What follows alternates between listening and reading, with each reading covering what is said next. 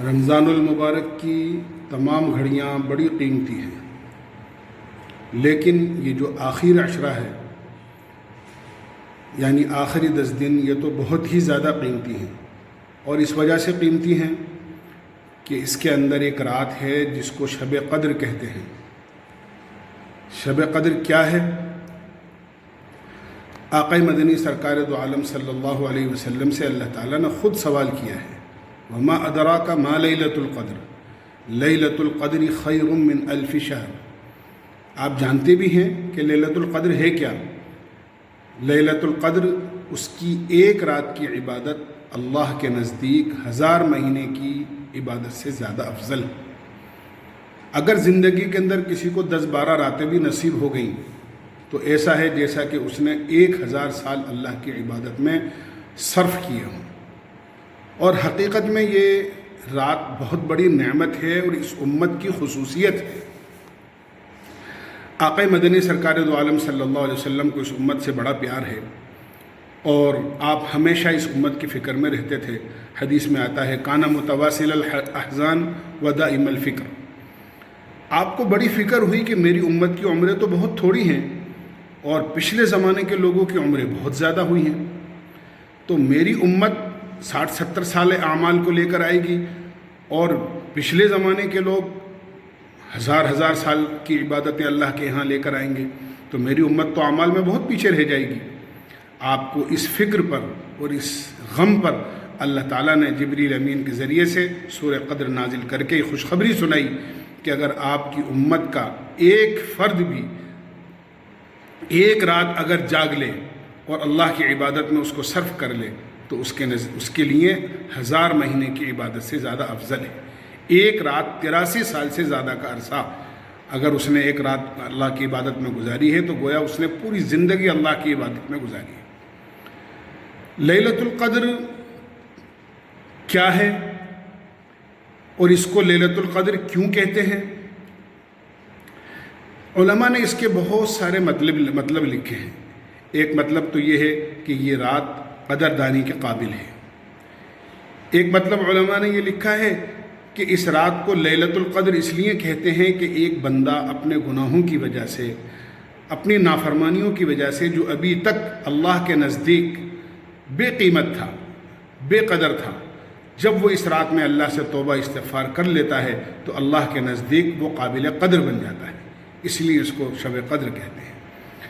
اسی طرح ایک بزرگ سے کسی نے پوچھا کہ حضرت شب قدر کون سی ہے؟ فرمایا کہ جس رات کی تم قدر کر لو وہی رات لیلۃ القدر ہے۔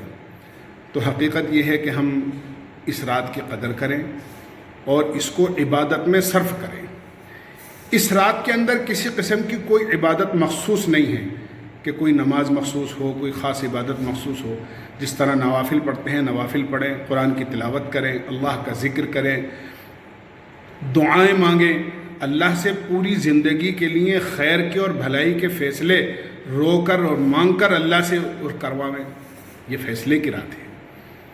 اسی طرح اس رات کے اندر فرشتوں کا اتنا نزول ہوتا ہے بے تحاشا، قرآن کریم بھی اس بات پر شاہد ہے۔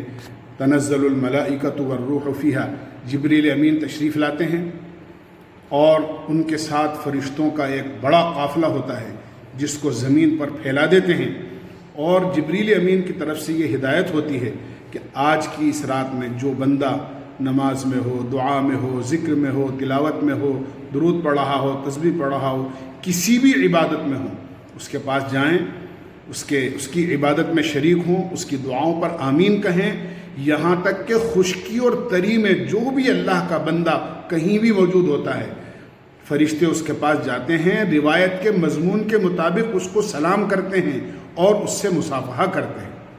لیکن ہمیں یہ بھی یاد رکھنا چاہیے، فرشتے اس گھر میں داخل نہیں ہوتے جس گھر میں تصویر ہوتی ہے، یا جس گھر میں کتا ہوتا ہے، یا جس گھر کے اندر کوئی ناپاک آدمی ہوتا ہے۔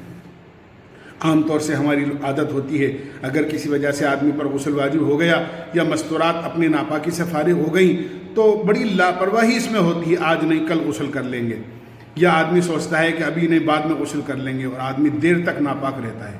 یاد رکھیے اگر آدمی کا ناپاکی کی حالت میں انتقال ہو جائے تو فرشتے اس کے جنازے میں شریک نہیں ہوتے، تو فرشتے سب جگہ جاتے ہیں، سلام مصافحہ کرتے ہیں، لیکن یہ 3 چیزیں تصویر اور کتا اور ناپاک آدمی جس گھر میں ہوتا ہے اس گھر میں فرشتے نہیں جاتے ہیں۔ فرشتے بندوں کی دعاؤں میں آمین کہتے ہیں، ان کی عبادتوں میں شریک رہتے ہیں، اور یہ سارا سلسلہ صبح صادق تک جاری رہتا ہے۔ آقا مدنی سرکار دو عالم صلی اللہ علیہ وسلم نے ارشاد فرمایا کہ لیلۃ القدر میں اللہ تعالیٰ اپنے بندوں کی بے تحاشا مغفرت فرماتے ہیں۔ فرشتے جب واپس ہوتے ہیں تو جبریل امین سے پوچھتے ہیں اس رات کے بارے میں کہ آج کی اس رات میں اللہ تعالیٰ نے بندوں کے بارے میں کیا فیصلہ کیا ہے، تو جبریل امین ان سے کہتے ہیں اللہ تعالیٰ نے سب کی مغفرت فرما دی، سب کی مغفرت کروا دی، سارے مومن مرد اور عورتوں کی مغفرت کر دی سوائے 4 شخصوں کے۔ 4 آدمی کی مغفرت نہیں ہوئی۔ ایک وہ آدمی جو شراب کا عادی ہو، ایک وہ جو والدین کا نافرمان ہو، تیسرے وہ جو رشتوں کو توڑنے والا قطع رحمی کرنے والا ہو، چوتھے وہ آدمی جو دل میں کینہ اور بغض رکھنے والا ہو۔ ان 4 آدمی کی اس رات میں بھی مغفرت نہیں ہوتی، ورنہ اللہ تعالیٰ عمومی طور سے اپنے تمام بندوں کی اور بندیوں کی مغفرت کر دیتے ہیں۔ یہ رمضان المبارک کا آخری عشرہ ہے، 1 رات تو اس کی گزر گئی ہے اور 4 راتیں باقی ہیں۔ اللہ کے نبی علیہ السلام تو اس رات کی تلاش کے لیے باقاعدہ اعتکاف فرمایا کرتے تھے، پھر آپ نے فرمایا اخیر عشرے کی طاق راتوں میں تلاش کرو۔ طاق راتیں کہلاتی ہیں 21، 23، 25، 27 اور 29۔ یہ راتیں ہیں جو طاق کہلاتی ہیں۔ ان راتوں میں ہمیں خاص طور سے عبادت کا اہتمام کرنا چاہیے، غفلت میں ہرگز ان راتوں کو نہیں گزارنا چاہیے۔